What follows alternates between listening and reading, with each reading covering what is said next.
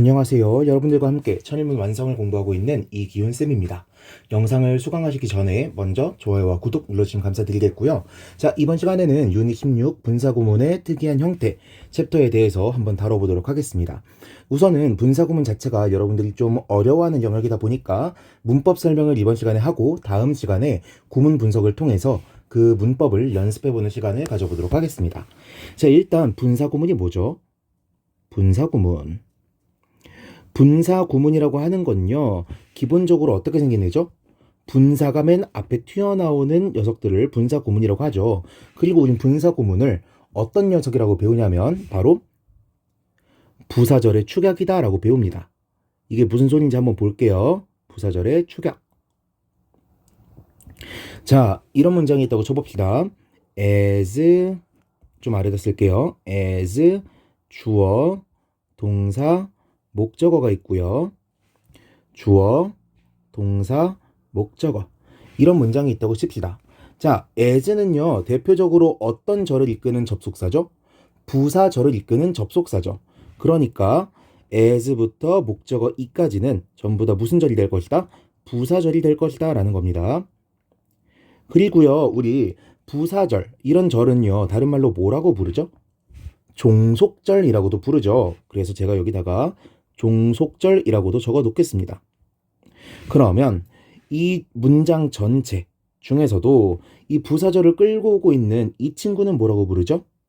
이 친구는 주절이라고 구분해서 부를 겁니다. 됐죠? 자, 그러면 여러분들 주절과 종속절이 있으면 누가 주인이 되는 거예요? 당연히 주절이 주인이 되는 녀석이겠죠. 종속절은 그러면 중요한 애일까 별로 중요하지 않은 애일까? 별로 중요하지 않은 애일 겁니다. 그렇죠? 그리고 우리 문장의 오형식 기준으로 부사라고 하는 친구는 문장 성분 자리를 차지했어요? 안 했어요? 차지를 못했었죠. 그렇다 보니까 주절이 긴 건 상관없어. 그런데 별로 중요하지도 않은 종속절, 중요하지도 않은 부사절이 길이가 너무 긴 건 용서가 안 되는 거예요. 그래서 어떻게 한다? 이 부사절의 길이를 축약시키게 될 겁니다.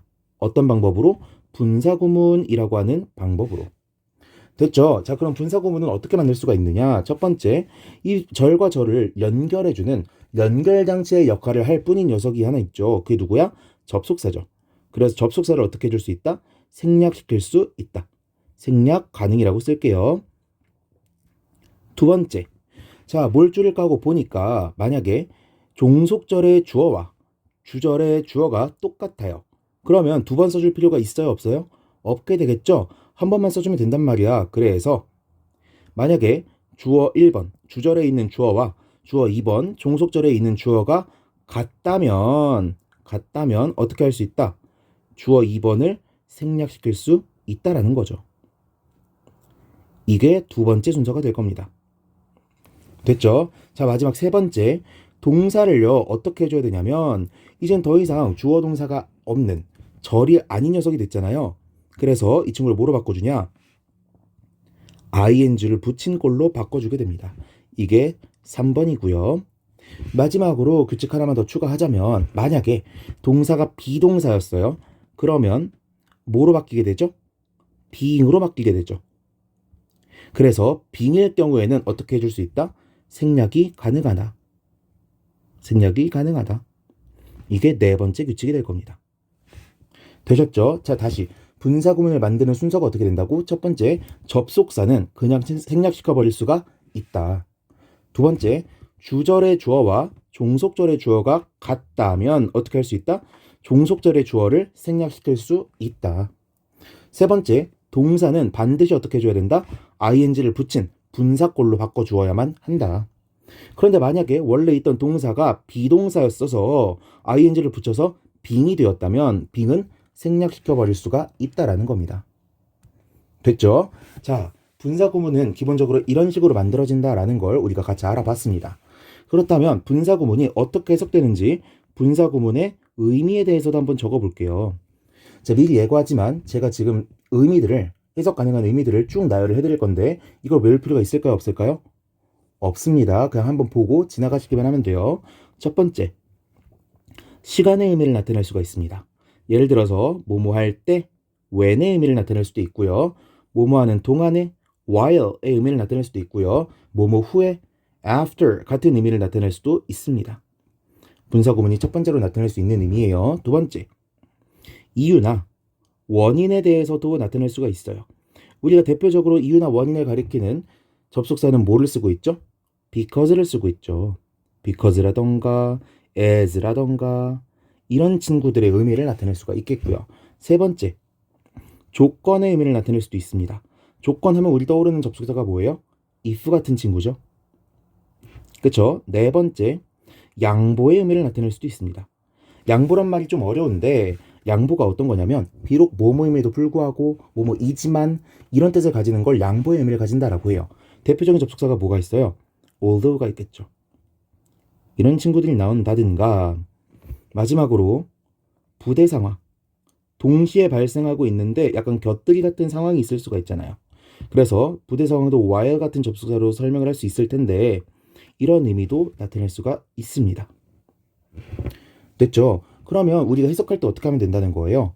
그냥 쭉 해석해주고 나서 뭐뭐 할 때, 뭐뭐 하기 때문에, 뭐뭐라면, 뭐뭐임에도 불구하고, 뭐뭐 하면서 이런 식의 의미를 그냥 덧붙여주기만 하면 된다라는 거죠.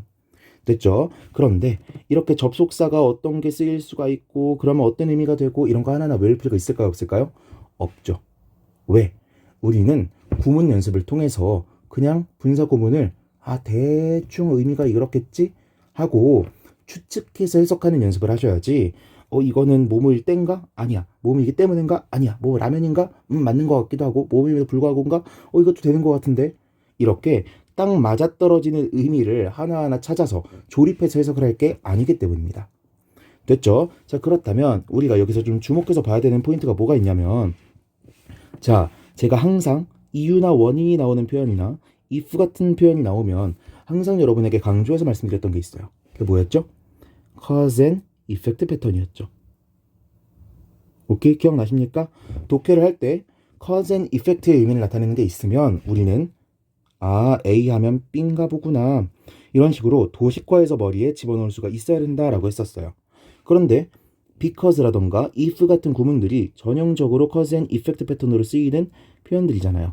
즉, 분사 구문에 나온 내용이 이유 혹은 조건이 되고 주절이 결과가 되는 구문들을 우리가 만날 수가 있겠다. 근데 해석이 이런 식으로 된다면 머릿속에 A면 B구나 라는 식으로 도식화하는 능력을 기를 필요가 있겠다라는 것도 생각을 해보자는 거죠. 됐죠? 두 번째. 자, 이렇게 의미들이 여러 개가 나와 있지만요. 이 중에서 두 가지는요. 여러분들이 잘 만나기가 힘들 겁니다. 뭐냐면 조건의 의미와 양보의 의미예요. 실제로 자, 분사 구문도요. 부사절의 축약이라고 해놨잖아요. 부사절을 축약시키면서 어떻게 했어요? 주어나 접속사를 없애버렸죠.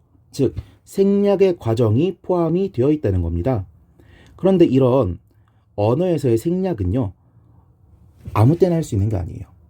다음 챕터에서 배우게 될 거지만 생략은요. 복원이 가능할 때만 할 수 있는 겁니다. 즉, 듣는 사람으로 하여금 의미를 추측할 수 있어야 생략을 시킬 수가 있다는 거예요. 그런데 양보, 뭐뭐임에도 불구하고 다소 반대되는 의미를 나타내고 있는 애나 조건을 나타내는 애들은 접속사를 써주지 않으면요. 의미를 유추하기가 굉장히 힘듭니다. 그래서 이 두 가지 의미는 웬만하면 분사구문으로 써주지 않는다라고 하는 거까지 체크를 하시면 좋겠습니다. 됐죠? 자, 그렇다면 이번 유닛의 이름이 분사구문이 아니라 분사구문의 특이한 형태잖아요. 그래서 분사구문이 어떻게 특이하게 등장할 수 있는지 그것들을 한번 정리해 보도록 하겠습니다. 제가 지금 적어드리는 게 모든 경우의 수를 다 적어드리는 건 아니고요. 대표적인 사례들을 적어드리는 거니까 이거 말고는 분사구문이 불가능할 거야. 이런 생각은 안 하셨으면 좋겠습니다. 자, 변칙의 종류 첫 번째. 접속사를 생략하지 않을 수 있습니다.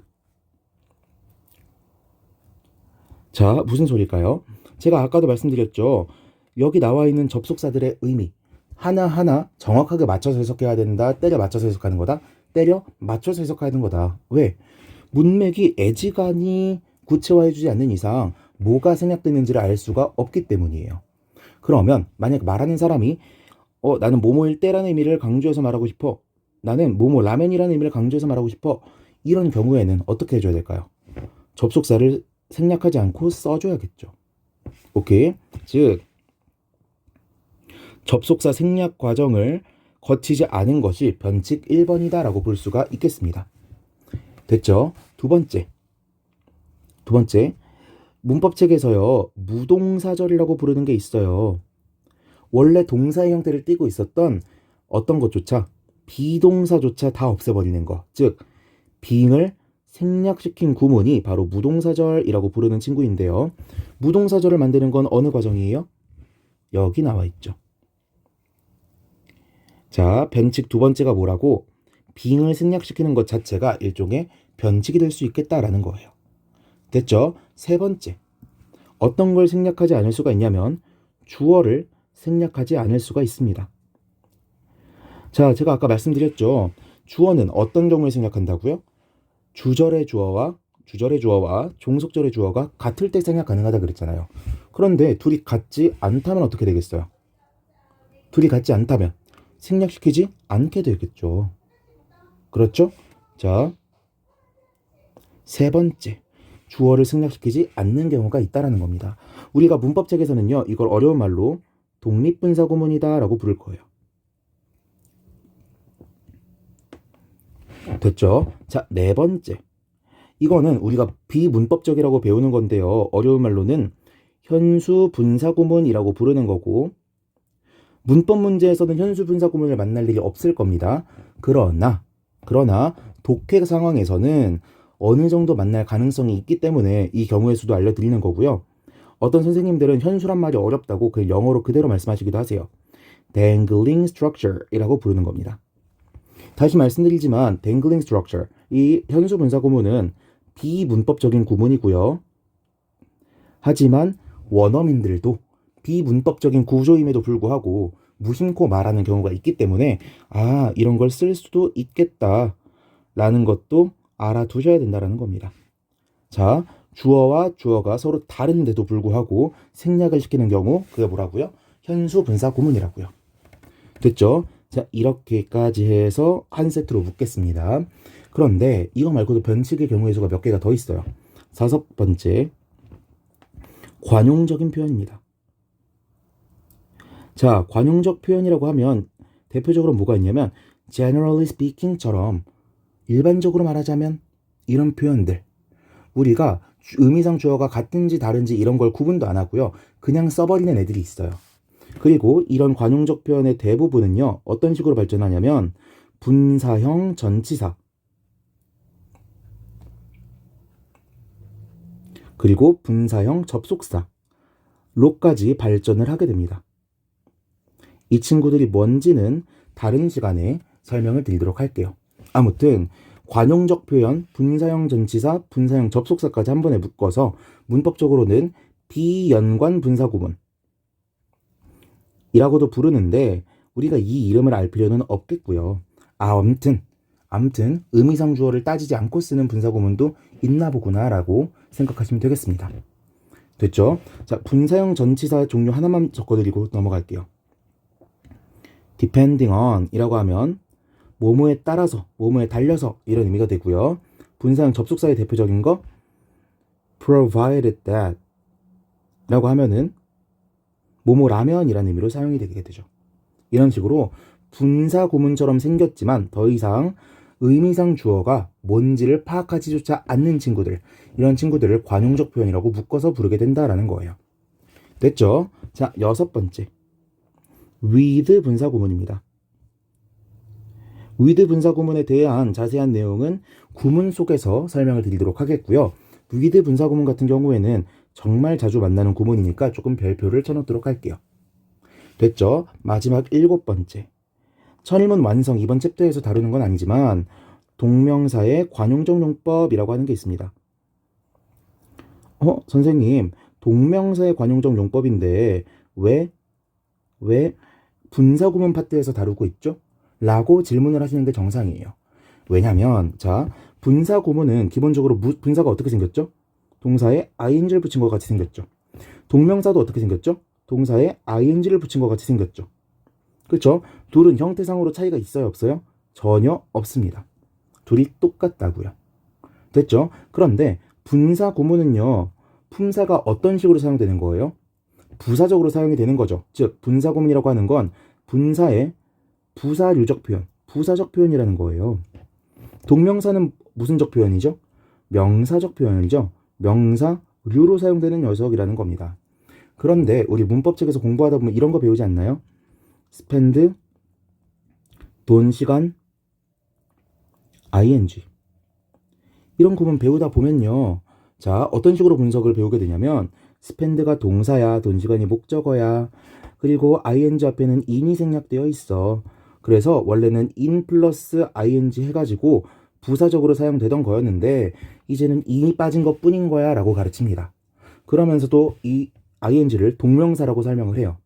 물론 타당한 설명입니다. 그럼에도 불구하고 똑같이 ing로 생겼는데 주어 동사 목적어 자리에 주어 목적어 보어 자리에 안 들어가고 제3의 자리에 들어가 있잖아요. 그럼 우린 이걸 뭐라고 봐야 되는 겁니까?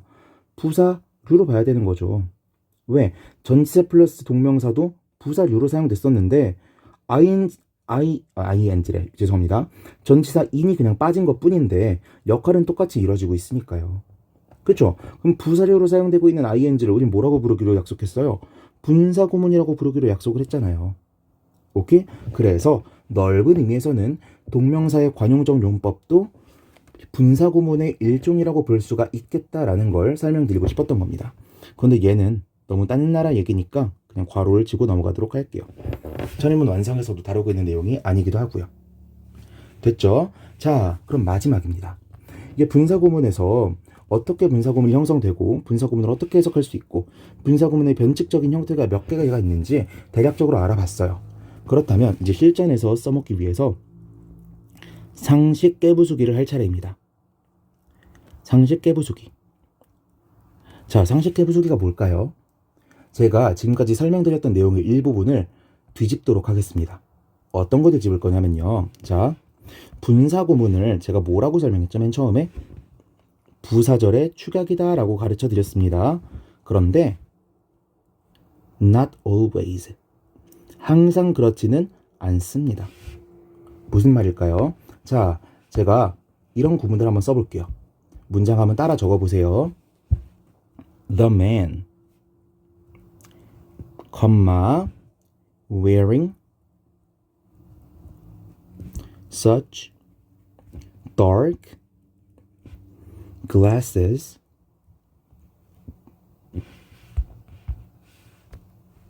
obviously could not see clearly. 무슨 뜻이죠? 그 사람은요, 그런 까만 선글라스를 끼고 있기 때문에 분명하게 볼 수가 없을 겁니다. 라고 하는 거죠. 자, 여러분들, 여기 볼까요?